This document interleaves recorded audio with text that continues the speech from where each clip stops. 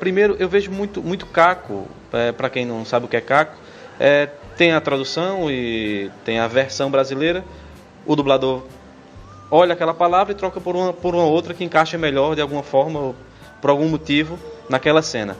Eu queria saber quem decide isso, se é o ator quando está dublando, ou a direção, ou é um conjunto, enfim. Um exemplo disso, bem claro, é o Frio de Janeiro, no filme Tá Dando Onda, que eu achei sensacional. Eu não lembro o que estava escrito no original.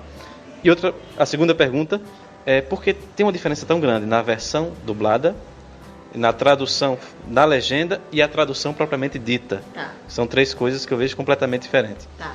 E a terceira pergunta, que também é baseada nisso, como é feito o sincronismo labial quando palavras em português, a imagem falada em inglês ou em outro idioma é completamente diferente. Por exemplo, you, que termina com u em inglês, mas no Brasil é você. Então, como é que é feito esse sincronismo? São 3 perguntas, respira e responde. Tá. Bom, vamos primeiro. Frio de Janeiro. Frio de Janeiro não foi caco. Quando Tá Dando Onda chegou pra gente dublar, na Delarte, o diretor de dublagem que ia dirigir, que foi o Guilherme Briggs, que dirigiu, foi chamado para uma conferência em Londres, onde todos os diretores de dublagem do mundo inteiro se reuniram com o diretor do filme. E o diretor do filme queria ouvir as sugestões e as soluções de dublagem de cada diretor de cada país.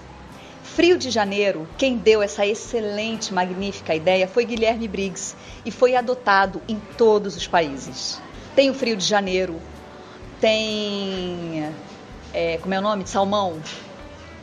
Futebol de salmão, futsal. Futsal de salmão, futebol de salmão. Quando... Eu sei muito desse filme porque eu e a Rayane, que é a minha esposa e é tradutora para dublagem, a gente dá esse filme em sala de aula para formar os tradutores, para a gente ver a qualidade da riqueza que uma versão brasileira pode chegar. Isso é o que a gente chama de versão brasileira, né? Então, assim, o filme vem traduzido, maravilha. Que é uma tradução que pode estar ruim e pode estar boa. Tá. Quando ela chega no estúdio, aquela tradução, por mais legal que ela esteja, ela vai ser falada por 20, 30, 40 atores. Aquele texto vai ficar vivo. Então, é óbvio que vai rolar uma adaptação. Por conta da labial, que é uma outra pergunta que eu vou te responder, sim, e por conta do entendimento da situação. No texto vai estar escrito, eu sempre uso isso que é muito clássico, pare, não faça isso. E eu vou falar, para, não faz isso. A partir daí, eu vou botar coisas da época, ou não. Por exemplo, americano fala muito honey. Honey, do you help me?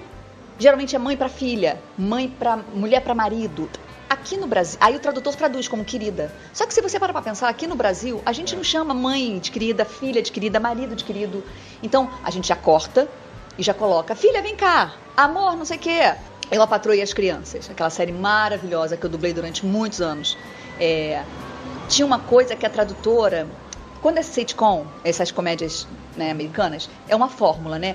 Um personagem fala, o outro fala, o outro fala, o outro fala, tem a claque da risada. Sim. Antes da claque da risada, tem que fechar a piada. Obrigatoriamente, porque senão qual é a graça? Né? A claque já vem no filme, a gente tem que botar de qualquer jeito. Então, assim, às vezes a tradutora, ela falava, o pensamento é uma piada muito americana. Eu vou amenizar isso, vou botar neutro, porque o público brasileiro não vai entender.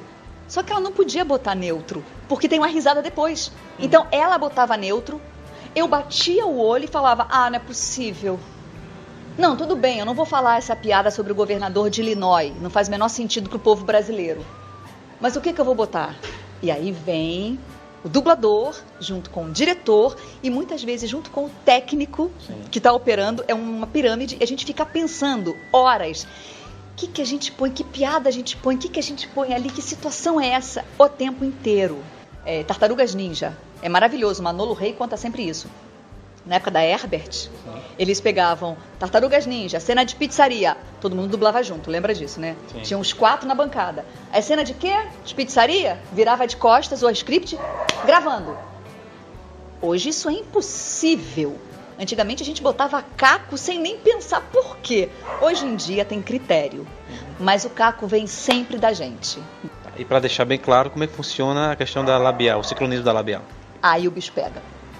Porque a gente tem a obrigatoriedade de fazer você pensar que aquele filme não está dublado. Eu fico imaginando uma obra em português, em japonês, por exemplo. É bem complicado, porque às vezes uma pequena frase é um texto longo, às vezes um texto longo é um oi, sei lá. Não, eu vou contar mais de japonês. Além de ser isso, né? Às vezes em japonês é arakanaga.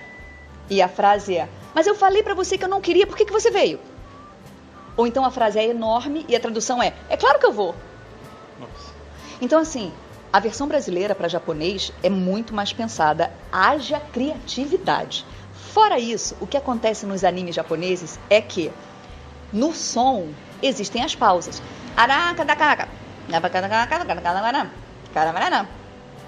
Na labial não tem pausa. O cara, o desenho, fica o tempo inteiro sem pausa. Então você está ouvindo as pausas, mas você não pode fazer, você tem que botar muito mais palavra para conseguir pegar tudo aquilo sem pausa. Então respira e vai. Então você não sei o que lá, até fechar a boca. O nosso sonho de consumo é fazer você, telespectador, não perceber que o filme está dublado. Né? Você vê, assiste ao filme e faz, ai, que filme bom, e nem percebe que está dublado. Né? Para isso tem mais técnicas. Por exemplo, a bilabial a gente tem que pegar. O que é bilabial? PBM. Então, palavras com... A gente tem que botar palavras com... em português. Se a palavra não tem... Se a palavra em inglês tem bilabial e em português a palavra traduzida não tem bilabial, a gente coloca a palavra traduzida para antes ou para depois, inventa outra palavra para naquela bilabial ter uma palavra com bilabial. Segundo, a gente tem a obrigatoriedade de pegar o início da frase e o final da frase perfeitamente. Então, por exemplo, a palavra é maybe. Maybe I can. Maybe começa com uma bilabial, né? Só que a palavra traduzida é talvez. Talvez não tem bilabial. Se tá no meio da frase, até engana, mas se tá começando a frase com maybe, não vai dar. Aí eu troco talvez por pode ser. Pode ser que não sei o que. O início da frase e o final, a gente tem a obrigatoriedade de pegar a labial perfeita. O meio, com a nossa interpretação, você até consegue enganar melhor, mas o início e o final você tem a obrigatoriedade de pegar, principalmente nas bilabiais e nas fricativas, que são V e F. Agora, quando temos japonês, russo, alemão, fiz um comentário agora que era a língua que se fala na Etiópia, eu nem sei. Meu amor, o que era aquilo? A mulher não parava, ela falava assim,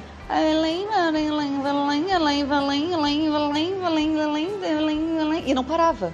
E não tinha nada naquela boca, era um põe isso em português.